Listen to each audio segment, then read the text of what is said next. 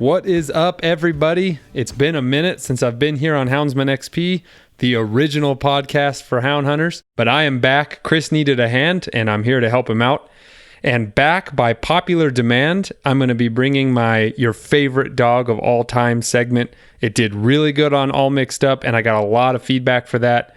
I want to keep it going, you guys. That's a lot of fun to record these. I started this with a little inspiration from a podcast called Kill Tony, which is like a comedy podcast, but he interviews comedians afterwards, and he usually uses the same sets of questions. Well, when I go to these live events and I run around, I like to ask everybody I can find the same question. And it started with, tell me 3 things you like in a good whatever we're talking about. And then I wanted to add some more questions to that repertoire. So now when I'm at live events, I've been saying that, and I've been saying, tell me about your favorite dog of all time. And so that All Mixed Up episode debuted. Like I said, I got a ton of great feedback for it, you guys. So I like to keep my pre-rolls short and sweet.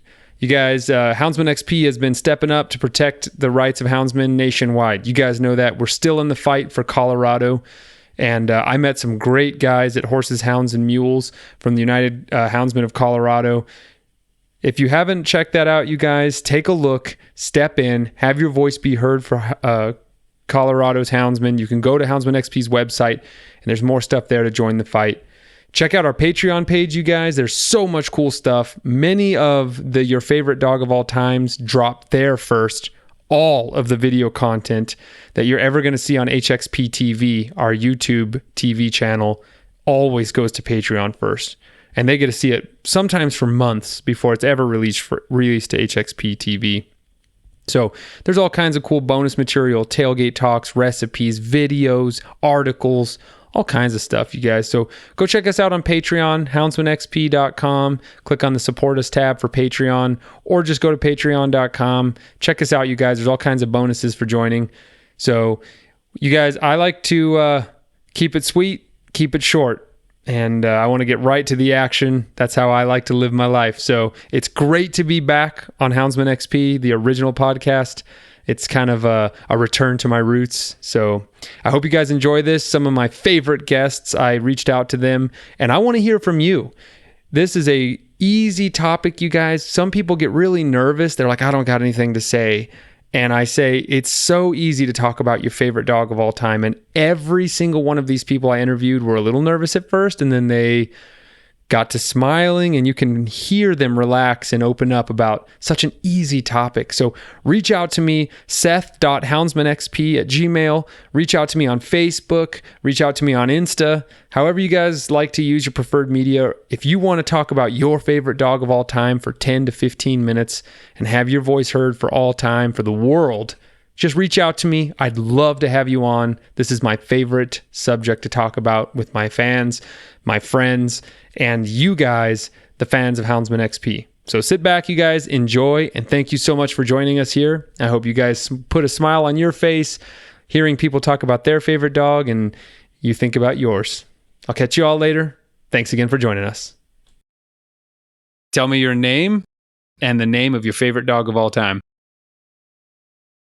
Dustin Machado. My favorite dog is the dog I'm hunting now. His name is Dutch, and he's my boy. What kind of dog is Dutch? Dutch isn't a particular type of dog. He's more of a line of dogs. The line started down in South Texas. There's been a few crossbreedings in there. I believe the line started back in the 50s. From the research I've done with some of my friends, and people that own still some of this line. But I think he's got just about a little bit of everything in him, but Beagle, Seth. Just to correct that. There's no Beagle in him. So what are you hunting primarily with Dutch? So Dutch is a trailing dog. He's 7.5 years old. We trail wounded game for hunters, primarily whitetail, but we do trail quite a few exotics. Not a whole lot of exotic ranches, high fence ranches in East Texas. They're becoming more and more popular. I do some guiding in South Texas where I carry Dutch with me on a high fence ranch. He does some trailing there mid-spring, but primarily giant East Texas whitetails. And full disclosure, everybody, I've seen Dutch work, and if you guys listen to the episode called The Groveton Express, it's pretty obvious why Dutch is your favorite dog of all time. Well, for he's my favorite hunting dog of all time. I'd gotten a dog for my son for his 4-year-old birthday, and as a blue heeler, non-puppy mill blue heeler, and she was an absolute angel. You want to talk about a genuine part of the family. So she's my best family member. Dutch is my stud. Tell me your favorite hunting story with Dutch. What was it that just, this was it? Oh man, I have one that was I have kind of a scarier one. Probably when Dutch was 4 years old. It got a little slow the week of Thanksgiving, which is usually busy for calls. And I got a call from an older gentleman, that was retired on a fixed income. And he had been hunting all week on a huge timberland lease, way east, about 2 hours east of Houston. And he didn't have any money, extra money, obviously lived on a fixed income. So, but he'd been hunting all week and hadn't, he finally shot a doe, but couldn't afford to pay somebody to come out and track. So I went ahead with not anything going on. It was a beautiful day, 55 degrees, bright blue sky. And I told him, heck, I'll come out there and do it. And so I can, which is not fun. The does, they run and run and run and run. So, I didn't know how it was shot. He didn't know how it was shot. It was close your eyes, pull the trigger. So there wasn't supposed to be anybody else on this. It was 20,000 acres and they check in electronically. And as far as he knew and as far as I knew, there was nobody else on the lease. And, so we went out there and I cut the dogs, and Dutch hooked up on her pretty quick. And they was a straight sprint. She went about 800 yards and then bayed up and honored bay for him. And they had a pretty decent road system for East Texas. Typically, there's not a road system at all, as you found out before, Seth. It's briars, baby. So we jumped in the truck, and him and I went. And he, like I said, he was an older gentleman. And I asked him, if you can't keep up, just sit tight. I'll come back and find you.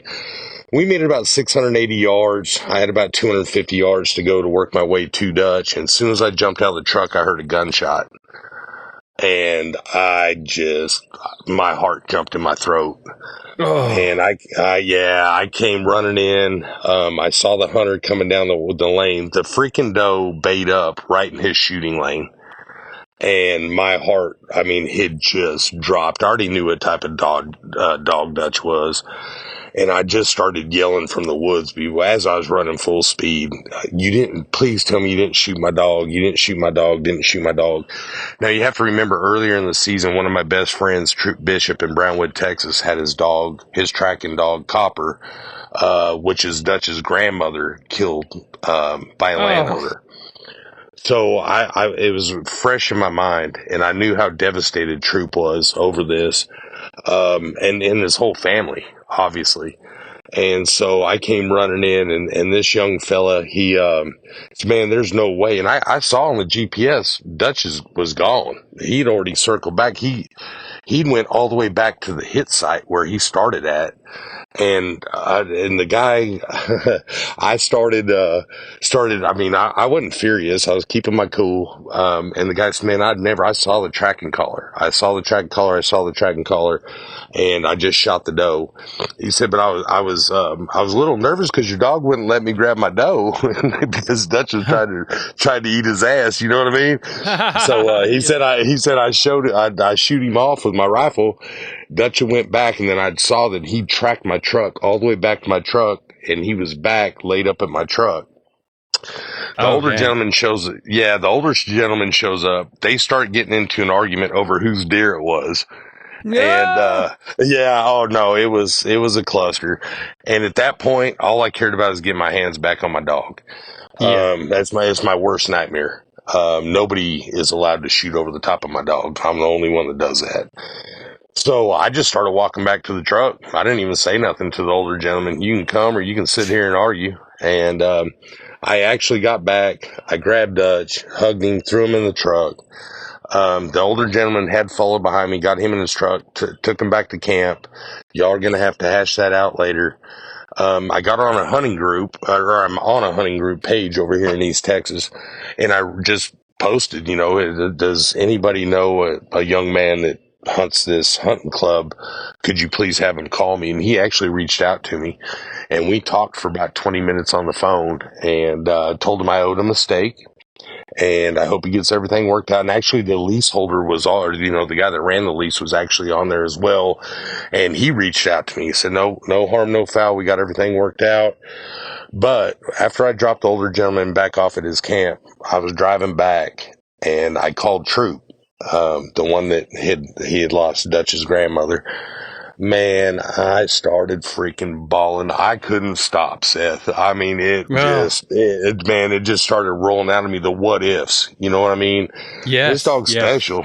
We've been through thick and thin together, and so I've never been in that position before, but even though I'd been trailing for about 10 years before that, I'd never run into that situation before, and it woke me up.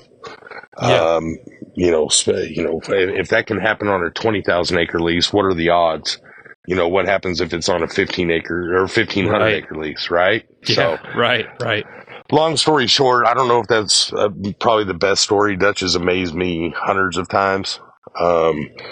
With the stuff that he pulls out of his backside, just blowing me, honestly, just blowing me away. I mean, sometimes it makes me cocky, in which I shouldn't, as well as I do, as most houndsmen do. You get humbled really, really quick the moment you get cocky. And, and I've been humbled many a times. But that's a day I'll never forget with that dog. If you don't mind, I want to tell my favorite story with Dutch. Please. All right, everybody. We're out hunting. First of all, if you've never seen a good blood trailing dog, it's very much different than you expect it's going to be. I thought Dutch was going to, when we got to that first guy in that creek bottom, I thought Dutch was going to jump out of the truck and you were going to walk him over to the hit site and he was going to sniff around and you guys were going to have some like powwow together or something. And then like he was going to go into the woods and start trailing the deer. You were like, hey man, you better get your GoPro because it's going to get down right now. And I was like, okay. So as I was walking back to your truck casually, you let Dutch out. And by the time I grabbed my camera and turned around, he was gone.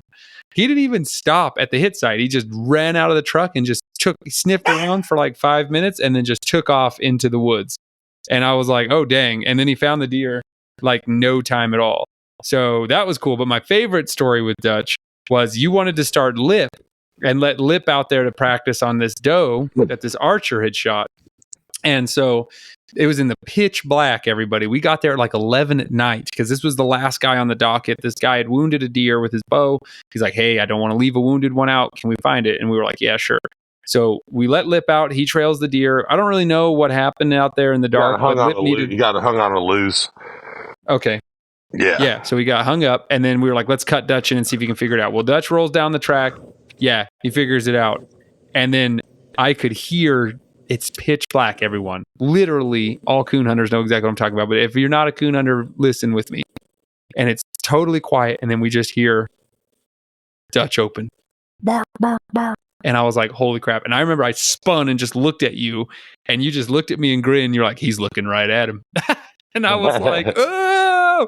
And then they shut up and went back to trailing. So I'm like, guys, I'm pretty annoying. I like kept turning and looking and being like, what's going on? What's going on? And you were like, well, he jumped the deer. The deer took off out of his sight. And then he had to put his nose back down and keep trailing the deer.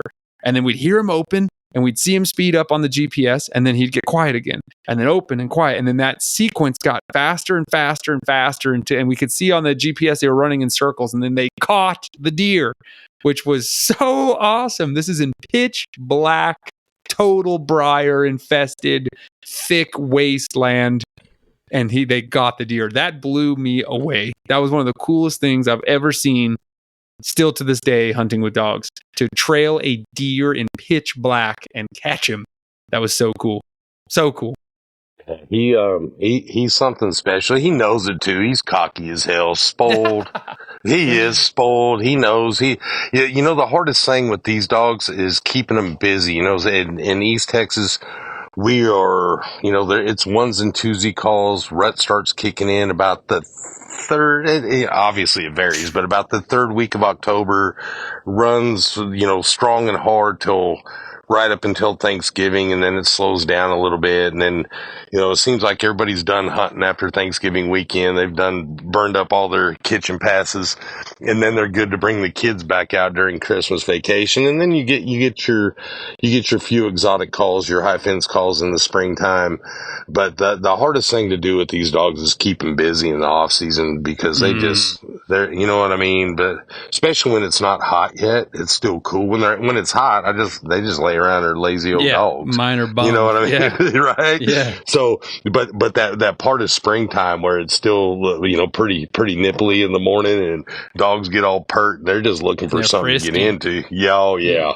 So everybody asks, why? Well, how come you charge? Why do you charge? And I think I'm pretty reasonable, especially with my type, the type of clients that I have in East Texas. These are blue collar folks. You know what I mean? That live, eat, breathe, sleep, hunting all day. And I recognize that, and I don't want to.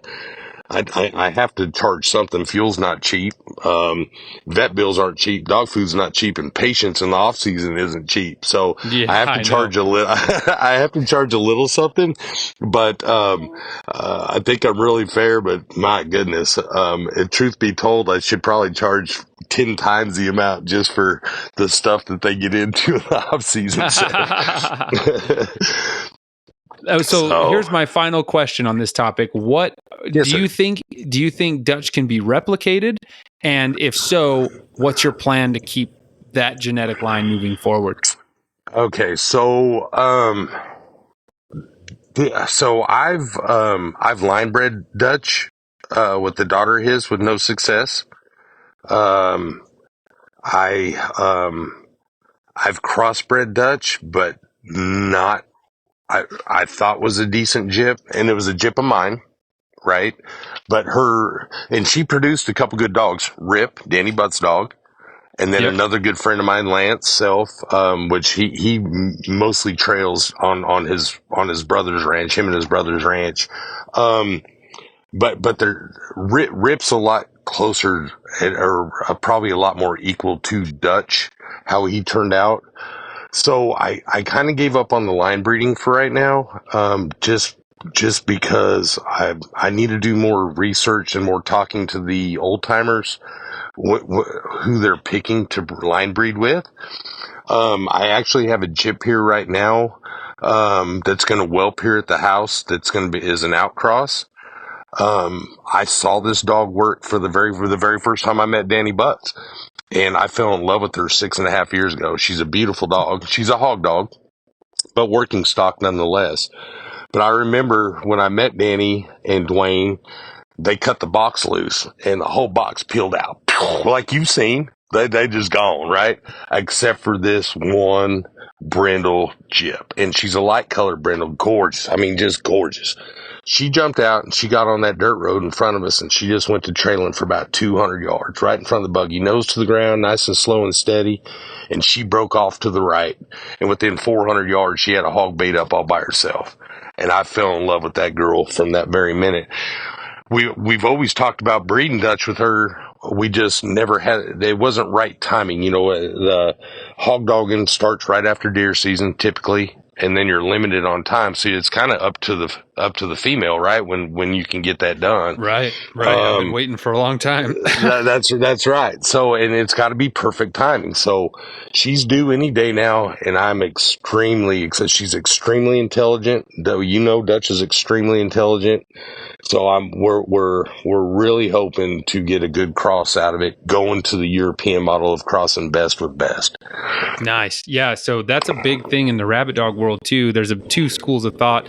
Do you cross proven performing test best to best dogs, or a lot of guys like to do just like they like to keep their percentages and crosses known to be more uniform. So you'll have like a pure greyhound to a pure Saluki or this and that. And personally, I've seen good success with both, but my whole school of thought is best to best. That's what I like to do.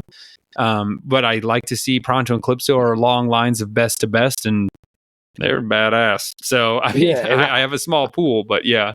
No, and I think there's probably a happy balance somewhere, Seth. Sure. You know what I mean? But I don't want to be closed-minded on anything.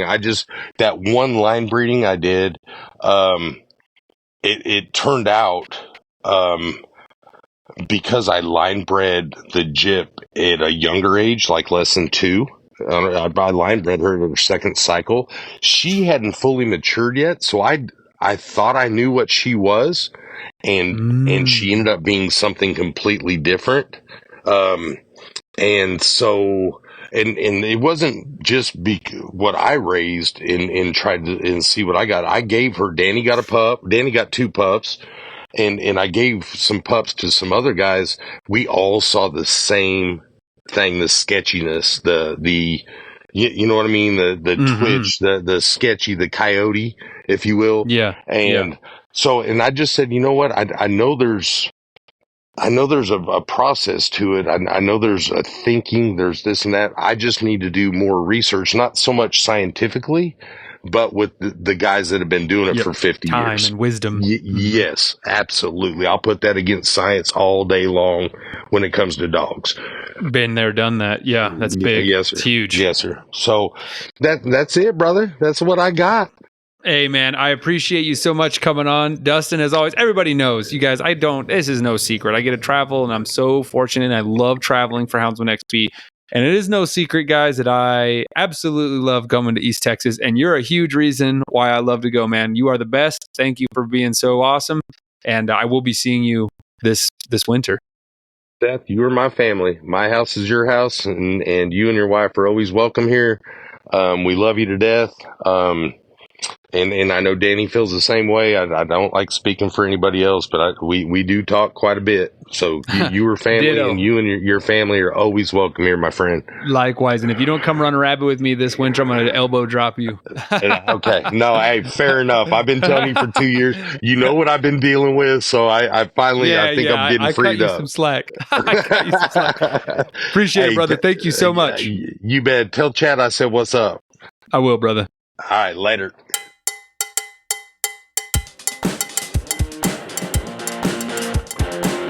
Check out Cajun Lights, your complete dog hunting outfitter.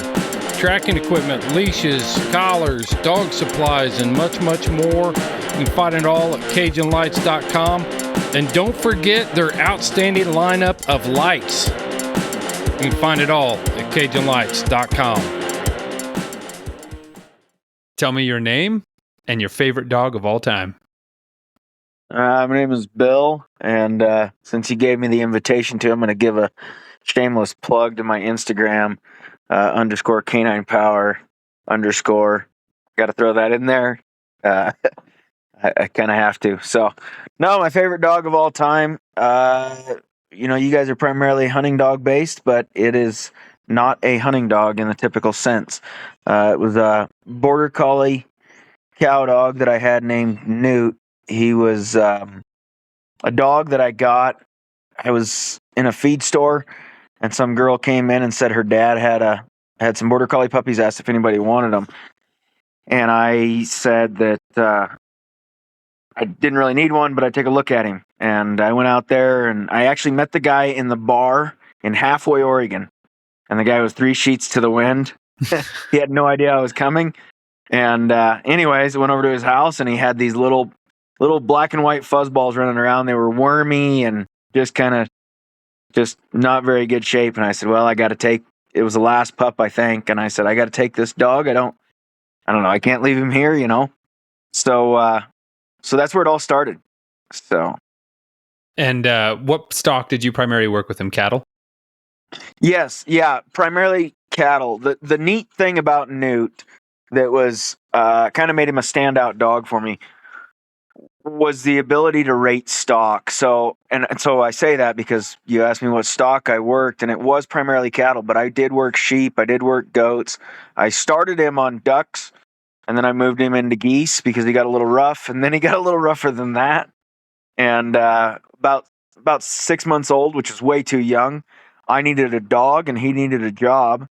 So off to work we went and never looked back. And just as he got a little older, he learned how to develop and how to rate stock. So he could work really, really rough cows, and then he could turn around and he could work really soft lambs or sheep or baby goats, and you could trust him with anything.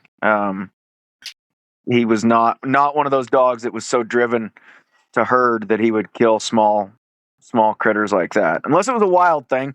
Now, if it was a wild thing, he might eat it. I was gonna say, you said he's not a hunting dog per se, and you kind of, the listeners can't see, but you kind of cocked a little smile. Did he ever hunt or join your hunting dogs?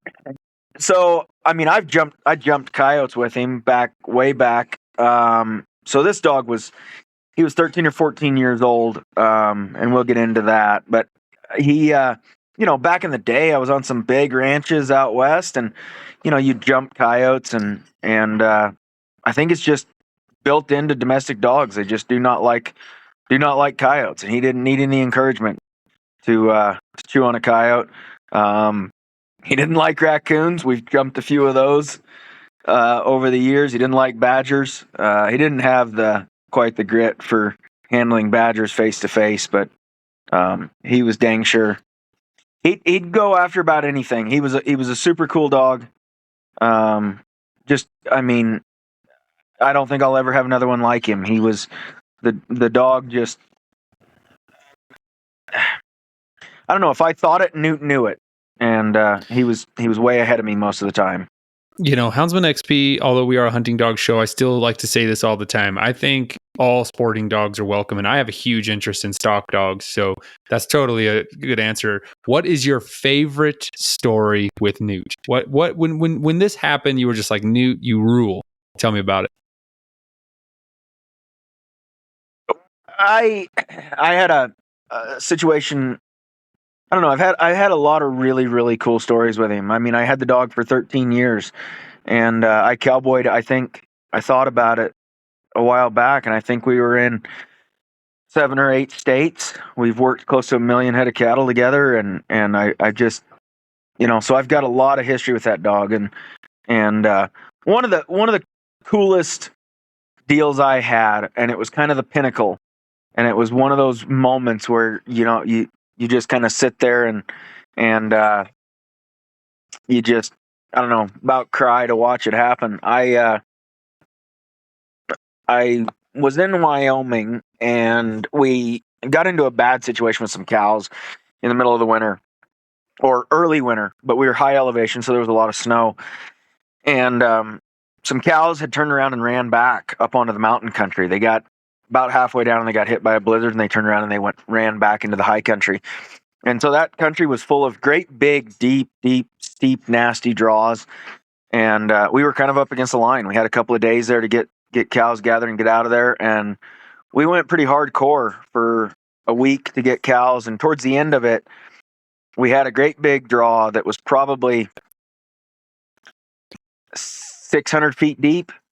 And from one face of it to the other face was probably a good 1,000 yards. And there were some cows, and they were going the wrong direction on that deal. And there was no way horseback we were going to get there. We were not going to get ahead of those cows. We were not going to get around them. It was too steep. There was too much snow. It wasn't going to happen. And some other guys had tried to get some dogs to go over there. And I said, Newt's kind of an older dog, but I think I can send him over there blind. And so I sent Newt down into the bottom of that canyon and up the other side, and worked him from over 1,000 yards away across that canyon. And he put those cows out on the county road, and we took those cows home. And that was kind of one of those moments where it was like, I don't think I did a damn thing. I think that was 100% that dog. That's amazing. That's amazing. Yeah. He was, I don't know, man. It's hard for me because that dog, the day that dog died just absolutely wrecked me. I've had a lot of dogs. You and I talk a fair bit. I've got a fair number of dogs, and I've had a lot of dogs over the years. But yeah, Newt was one of a kind, man. He was truly the finest dog I've ever had, and it was a joy every day. Did you breed him or continue that legacy? No, I didn't. So the dirty little secret that I've kept a secret for 13 years was Newt was supposedly his dad was Hanging Tree. There was a lot of people kind of went down the Hanging Tree road, and it got to be just a sore subject. Everybody had a Hanging Tree dog, but nobody could agree on what the breed was or what the standard was, and so I just called him a collie dog. He was just a border collie. But I had one guy ask me one time if he was crossed with something, and so I think maybe it may have been a little more obvious than I thought it was. But no, that was one reason I never did breed that dog. Part of the reason I never bred border collies was there are some guys in this nation, well, in this world, there's some guys across the ocean that are raising some really fantastic dogs with a very good success rate on offspring. Newt was supposedly a crossbred dog. If he wasn't crossbred, he was dang sure I didn't know where he came from, more than where I picked him up at. I never found a female that I thought was right. And I also, for me, when I start looking at those caliber of dogs, it's really hard for me to justify raising a litter of 9 or 10 puppies, having to cull deep and raise that many dogs for that long to figure out if they've got the magic or not. If you buy it's a huge commitment. Yeah. It is. It's a big commitment. It's a big cost, and I just sat down and looked at it, and I can buy a border collie, or I could buy a border collie pup for $1,000, $1,200, guaranteed to work. That somebody else had fed the female, fed the pups. $1,200 is a lot of money, but considering what those dogs give you, and hunting dogs, there's different ways to quantify what hunting dogs do, and that's a whole nother full podcast. But for cow dogs, it's very easy to quantify because Newt was very easily 1 or 2 men, and in a lot of cases he was a helicopter. I mean, he went places and did things that I couldn't do. They're a total force multiplier. A good herding dog is. Yep. Yes, 100%. And so for me, spending $1,200 to get a pup was an easier decision than breeding. I've spent more than that on hunting dogs. Oh, yeah. Yes. And especially some of your bear hunter guys. And, well, especially whenever you start getting into some of your bird dog guys. 100%. They do. Yeah. So, when you're on cowboy wages, $1,200 seems like a lot. But I tell you what, it's pretty incredible. And I've done it with the GPS. If I ride my horse out in some of these western states, if I ride my horse 25 miles, it's not uncommon to look at a GPS on a cow dog and see 50, 60, 70 miles. Yeah, they're crazy. They're so athletic and they work so hard. There's a reason the term is called dog tired. Yeah. No, and I just, I spent a lot of years where if I couldn't have dogs, I wouldn't go to work. It just, for me, they were a piece of the puzzle that I had to have. Well, that makes sense. Why is your favorite dog of all time? So, Bill, I want to thank you so much for coming on, man, and rock on. I'm sad that you lost Newt, but we'll remember all of our favorite dogs for all time, and that's what this segment's all about. So, thank you so much for joining me, man. I really appreciate it. Yeah, thanks a lot, Seth. It's really been a pleasure. Thank you. Elite nutrition products are the hottest thing on the market right now for dog and horse owners. And Houndsman XP is a dealer. You can find all their products on our website at houndsmanxp.com. Over the past 5 years, you've tuned into this podcast, and I don't take it lightly. We have built a mutual trust. And when I recommend a product, it's because I believe in it, I use it, and I'm given my seal of approval for that. I'm putting my name on that. And with Elite Nutrition products, I do trust it. I do use it. I've seen great results with their essential dogs, their pre and probiotics, their tick-borne disease treatment. It's all natural. It's a great alternative to pharmaceuticals when used appropriately. If you expect extreme performance, you need Elite Nutrition. Available from houndsmanxp.com. Tell me your name and the name of your favorite dog of all time. My name is Alan Durham, and my favorite dog of all time would be Ripley. What kind of dog is Ripley? Ripley, an unregistered original mountain cur, leopard cur cross, accidental breeding. He had a suspect background, but outstanding dog. What kind of game did Ripley hunt? When he was a puppy, he'd hunt anything that would run up a tree. But yeah. Over the years, we refined him down to coon hunting primarily. Now he would put a possum up on occasion for sure. He was a meat dog. What year? What year did you have Ripley? Man, that would have probably been 15 years ago or so. Oh wow! I got him. Yeah, so I bought him for $50 at this giant outdoor flea market down in Mississippi, and it came down between him and a pot-bellied pig, and the pot-bellied pig made too much noise, and so yeah, my son was with me, and so we went for the puppy. I knew the breed could be a tree dog, but I was just looking for a pet at the time, a truck dog, man, somebody to ride around with me. Yeah. So, and look what happened. yeah, man. He, by 6 months, he was treeing squirrels like a maniac. And so the first year I had him, he had a pretty high performance motor on him as a young dog. And so he would hunt hard. He'd follow me to the woods. I remember, knocking a squirrel out and then hanging it up in a tree and him, barking his head off at that thing. And then he just kind of took off from there. Might have made one drag or two with him with a dead squirrel, but he was a go-go dog. He was a busy boy. What were his 3 best characteristics, if you had to say?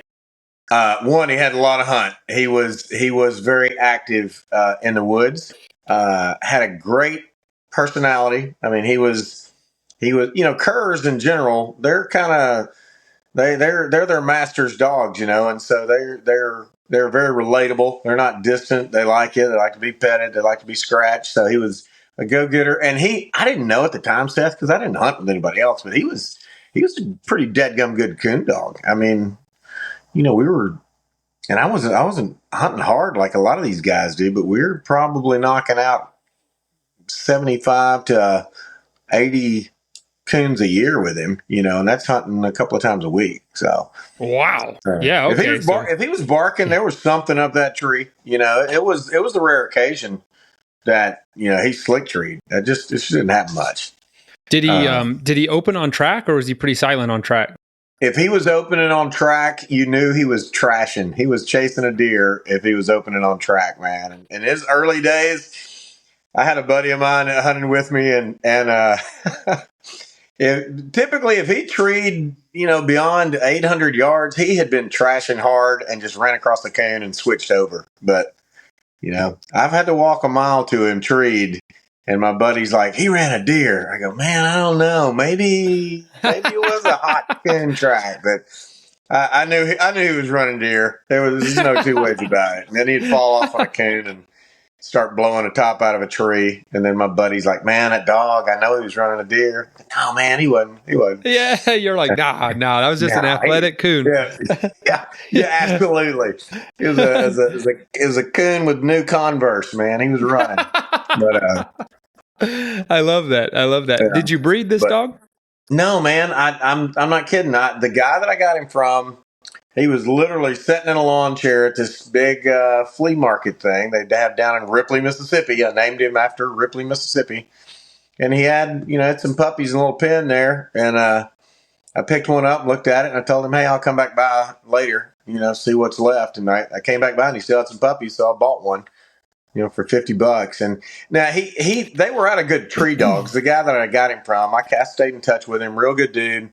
As a matter of fact, he intentionally bred the same two dogs a year later, and then I got a puppy out of that litter. And how's it doing? Well, they're both passed on now, man. I had to put Ripley down about 4 years ago. He ended up with cancer in his hips, and I had to put him down. I was moving my daughter back from Johnson City, Tennessee to Louisville, Kentucky, and the vet called me. I was boarding him there, and he said, "Man," he goes, "I took another X-ray," and he goes, I think he's got cancer in his hips because he was really having trouble getting up and down, and so he went ahead. Do you still have the son, the second breeding? Do you have that one? Well, he died on me 2 years ago. He was they both, they were probably both 9, maybe 10 at the time, and so those Ripley and Bates. So I got Bates. The guy lived in Batesville, Mississippi, so I shortened her name to Bates. So, geographic dog names. yeah, I always thought it sounded like a law firm.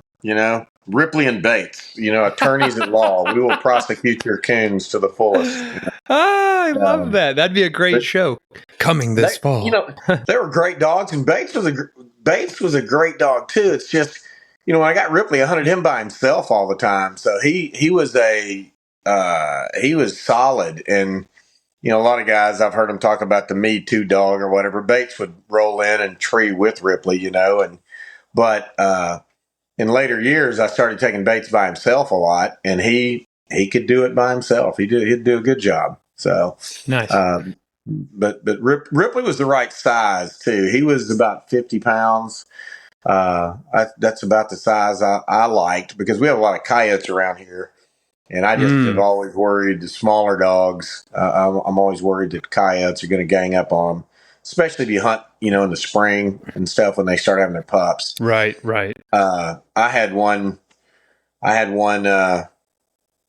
He didn't get after my dog. I've got a young dog, about a year and a half old, named Dietz, Josh Dietz, after the cowboy on Lonesome Dove. And so I had him out the other night, and he hit a bean field, and he started streaking across it, but he wasn't open.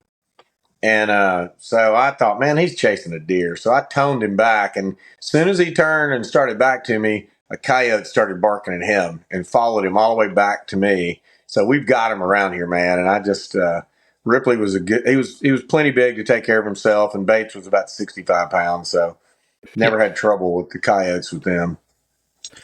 So with Ripley, he was your first coon dog, or no? He was my first legit coon dog. There you go. He was my first legit coon dog. I've always had a dog in my life, of one kind or another. And when I was probably 10, 11, 12, I coon hunted with an uncle. He's actually a step uncle back in the 70s. He was a fur trapper and sold furs, stuffed, and traps. And so we'd coon hunt at night and run a trap line during the day. So I did coon hunt then, and then went years and years and years and didn't coon hunt till I got Ripley. And so he was my first legit. Matter of fact, after I had to have him put down, I went back, and I think I told you this on the other podcast, but I counted up over 100 people that I was able to take for the first time with him. That's so awesome. Over the course of the years. And that was a big deal to me. People haven't been coon hunting.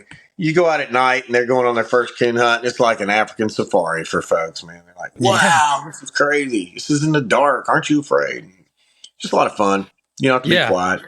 He touched a lot of lives. Yeah. What an ambassador to our lifestyle too. And I know that you have cross hounds, hound cur crosses or hound feist crosses. I don't know what Dietz exactly is. Dietz is he's an original mountain cur. Now the one you're talking about is Boone. He's that one. Yep. Yeah, he's a feist Walker Hound cross. Right now, a buddy of mine is hunting him up in Middle Tennessee. He and Dietz, the other male, got to where they couldn't get along with each other. Gotcha.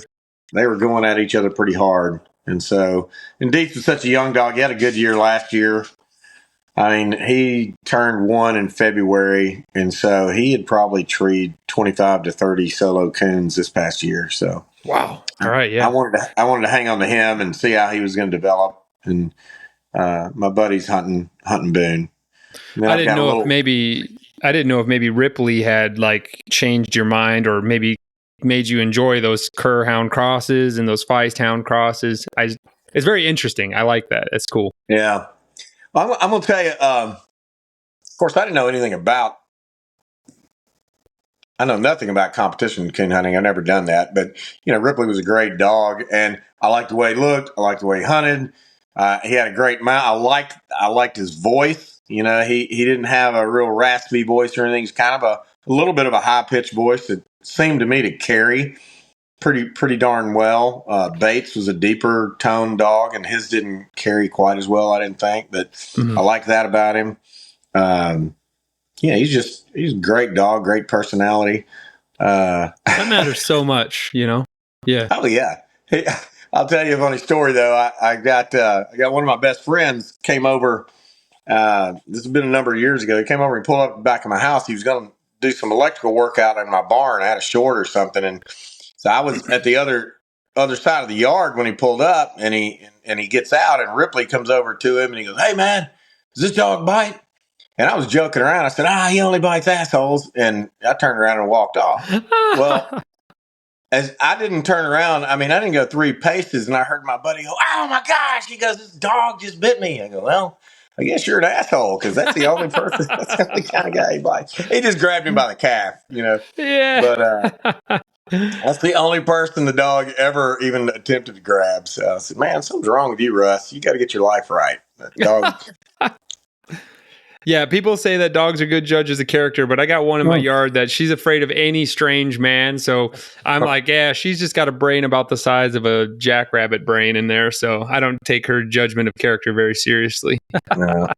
Well, but I'll tell you though that, and you would know this, of course, but when you have a great dog like that, and then having to put him down, and then having to get the news to put him down on my birthday was, man, that crushed me.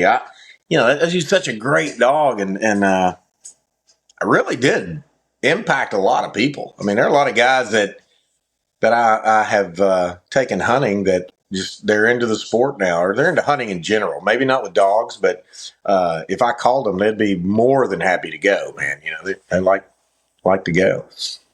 That's really sad to hear. They touch our lives in ways that we can't even, fathom. And then when you try to explain, people think that anti-hunting people think that dog hunters are barbarians and that these dogs are like bloodthirsty monsters. And then you go out in the field with them and you realize that they're dogs that are living a dog's life times 1,000,000. Their lazy, sad pet would 1,000 times rather be our dogs out there hunting and expressing their instincts. And the bond between dog and handler in the field is so much stronger than any pet owner will ever understand. Oh yeah, absolutely. Absolutely. You do a thing together that you need both of you together to do, both of your strengths together. Yeah, right. He can chase it up a tree, but he can't do anything after that. And in order to get his reward, he needs me along. But the beautiful thing about it to me is the camaraderie. You can take other people, and they don't have to be quiet. They don't even have to have certain gear. You can buy. I love that. You can buy a headlamp that a backpacker would use and go. I don't know how many spare headlamps I've got around that, you just strap on your head like a backpacker, and I'd hand them out like candy, And, yep. All right, here's yours, here's yours. You don't have to have, you have one gun, and usually it's not even loaded till you get to the tree, so it's safe. Yeah. Yep. Exactly. You don't have to. It's very communal. Absolutely. Yep.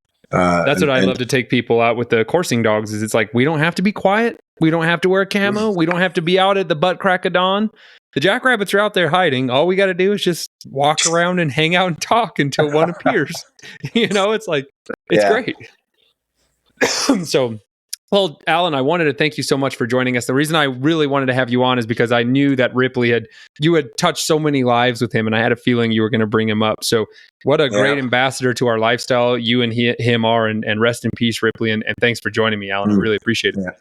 Hey, thanks for asking me. Appreciate it. Love talking about that dog. He's a great one. Oh, man. Everyone is nervous at first, and they start talking about their favorite thing in the world, and it's pretty easy, actually. So when you're listening to this, folks, reach out to me, email me, message me, text me on Facebook, whatever. I'd love to have you on. Everyone has 10 minutes to talk about their favorite dog of all time. So, Alan, you're a legend. Thanks again, brother. Appreciate it. Appreciate it, man. Thanks. Take care.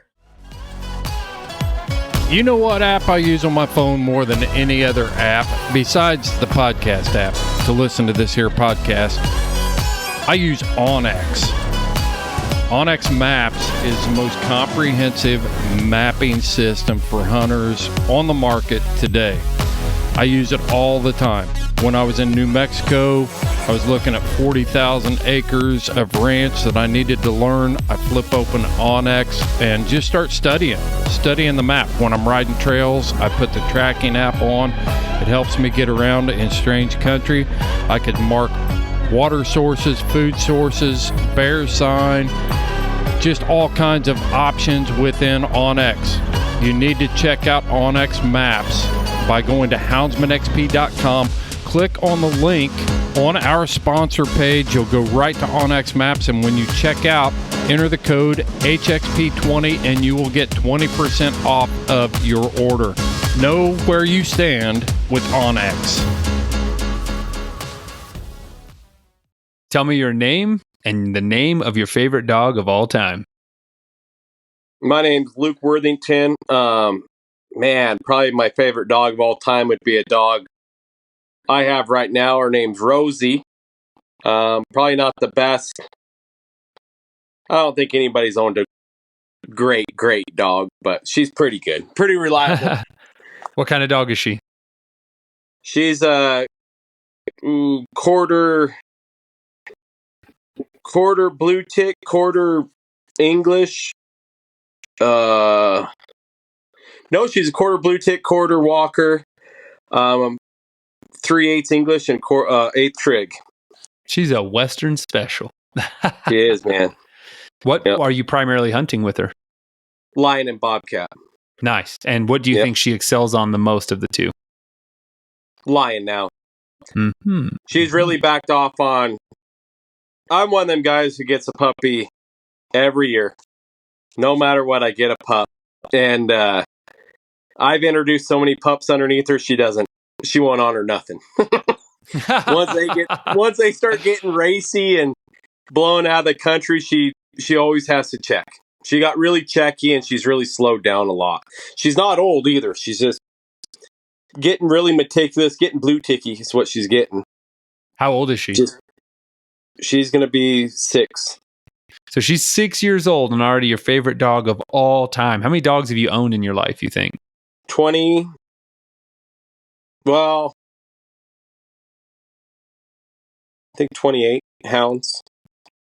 So it's a pretty good pool there you got going. And look at that already. Give me your favorite qualities about her, your top 3 that just makes her stand out. I think there's only one. The best quality any dog can have is straight up intelligence. Not hunting intelligence, just pure intelligence. Explain. If they are very smart, they look into your eyes and they know what you're saying, she's going to be a good one. They're going to be a good dog. I hear this often. Yes. Anything I have now, dumb dogs, they go. I have no use for a dumb dog. Even if it's the best hunter in the world, it's gone. Wow. Okay, so you think that intelligence kind of comes down to a great handle as well? Oh, yeah. You got to have a handle, man. I guide and I'm always around clients, and you can't have them out of control freaking idiots. You know, they got to... Totally. If you're going to be professional, you need to act professional and have professional quality dogs. Even if you're not, I just don't enjoy hunting with dogs if you don't have a handle on them. Like when they're wild, right. I'm out. I'm out. That's my big thing. I can run a dumb dog, that's fine, but I can't stand a dog that doesn't have a handle on him. Like, yeah. And I think you don't have to be almost smart everybody to catch a I know. Yeah, everybody I know that hound hunts, they have a good handle. You don't see renegade hound guys anymore. You know, we got the tools. Yeah. You're right. 17 years ago? No way. No way, man. It was hard. It was hard. They were wild suckers, man. So Couldn't correct them fast enough. Tell me your favorite story with that girl. This is the moment that you were just like, I love this dog. Well, she's her and her brother is the only set of hound pups I've ever had. Never, I don't breed nothing. I usually just get a puppy.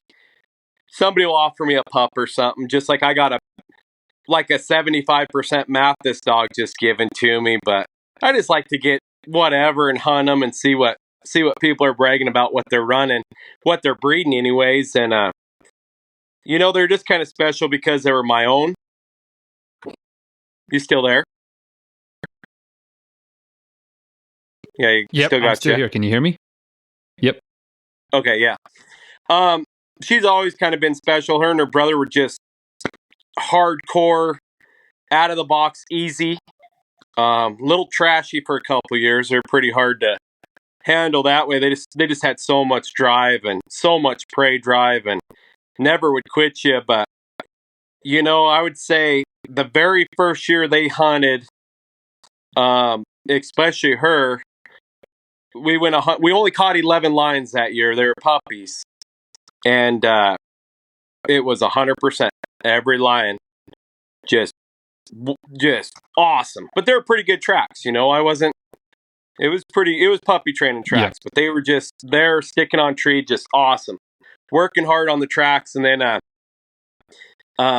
after the first of the year, I went straight bobcat, and man, 6-7 blowaways, couldn't get a cat caught. And then they caught one, skipped a couple more, caught a couple in a row, skipped a couple more, and then they just went 7 in a row. And then I was like, man, they're bobcat dogs. And they were bobcat dogs until they were about 4.5 years old.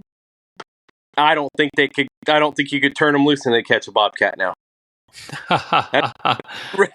It's just they've changed so much. But yeah, a lot of people won't admit that, but she has slowed down and got so blue ticky on a track that it's great for lion. Bad conditions, bare ground conditions, she's awesome. You can't beat her. Doesn't make mistakes. Very meticulous. Just super intelligent, man. Yeah, that's the thing I've learned about sin hound hunting, is that how easy it is to overrun a track with a fast dog. So it is nice to have that anchor, I have this little skinny brindle crackhead wild thing.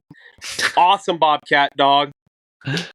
Smokes everybody at field trials. Everybody thinks they want one. They're nuts. They're out of control. And if you take them hunting, that's like at a field trial. They're so fast. Nothing hangs with them. And then in the hunting world, I was like, yeah, it's great here. But in the hunting world, man, they'll blow a track 600 yards and take other dogs with them, man. They're just wild and crazy. But it's a hard mixture. Probably, I got another dog named Maggie. She's probably pushing one of my favorite of all times.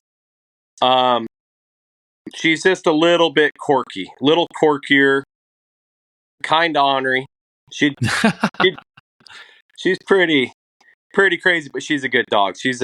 I would call her a good, really good dog. Probably not a great. My question is, have you bred Rosie? She's a good dog. Have you? Oh, sorry. I kind of overran you there. Sorry, it was a little bit of a connection issue. But have you bred Rosie yet? Are you planning on continuing that line?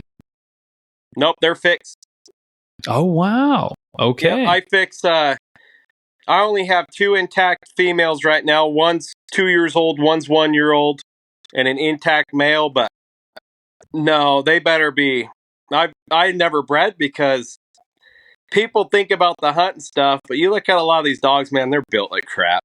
Big old frog-footed things, and Susie would be breedable just off conformation. She's a little wild, but man, that conformation's everything. Rosie's conformation junk.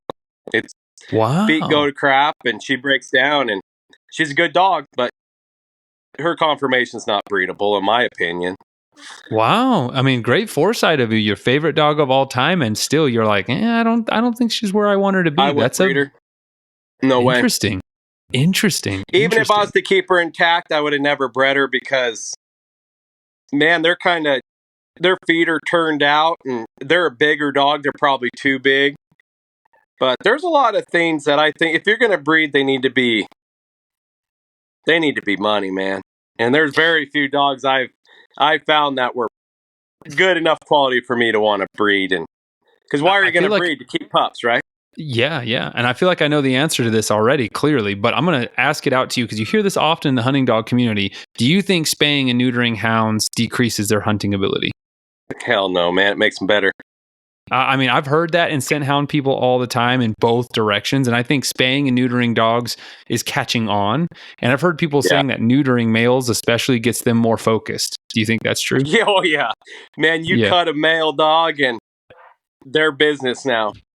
Because a male's in heat 365 days a year, whether guys want to admit it or not. Right. Females are in heat twice a year. But them male dogs, man, you're walking, they got to pee and crap on everything, and their mind's never there. But you cut them, man, I'll tell you what, and same with the females. You spade a female, they go out of the truck hunting. They're not looking to bow up on somebody or look for trouble. It's game on, man. When I spayed my female Calypso, it really made her a much more pleasant dog to live with around the house. She stopped being a bitch and focused on just more like she got more puppy-like, which was great. I mean, she never had a terrible temperament, but it made her a lot sweeter. And so I'm a big fan. Yeah, I am too. I'll probably actually spade that Susie and Ruth dog. I want to get some pups out of Sue, but man, you got to hunt them hard, man. You got to be a guide or outfitter and just, like they're out right now. Every day my dogs are out and they're out running rabbits, as a matter of fact.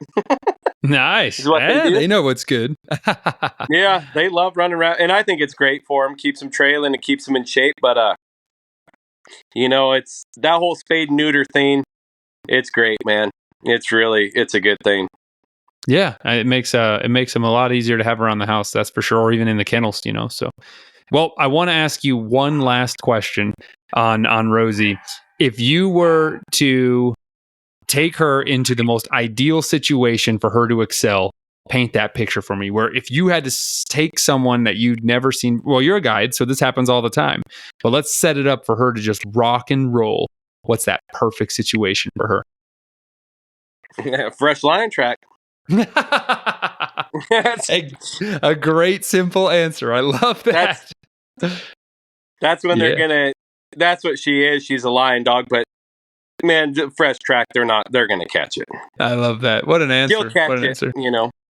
Luke, thank you so much for joining me, man. I really appreciate it, and I'm glad to have you on this great chapters of this topic. Appreciate you coming on, man. Thank you. Yeah, you bet, man. Thanks. That was perfect.